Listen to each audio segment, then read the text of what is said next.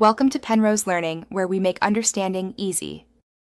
In this video, I will explain how to chrome nails powder. First, ensure your nails are clean, filed, and buffed.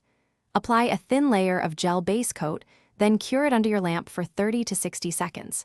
Next, apply 2 thin coats of your chosen gel polish color, curing each coat for 60 seconds. This creates the perfect foundation for your stunning chrome finish.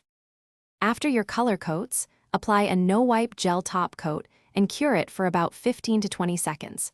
This partial cure is crucial for the powder to adhere correctly.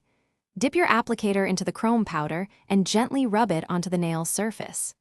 Use light pressure, working in small circular motions until you achieve a brilliant, reflective shine. Once your chrome effect is perfect, use a soft brush to gently dust away any loose powder from your nails and cuticles. This prevents the powder from getting trapped in your final top coat. Now, apply a generous layer of no-wipe gel top coat over the entire nail, encapsulating the chrome. Cure this final layer for 60 to 90 seconds to ensure maximum durability and shine. For the best results, always use a good quality no-wipe top coat, as this is key for powder adhesion.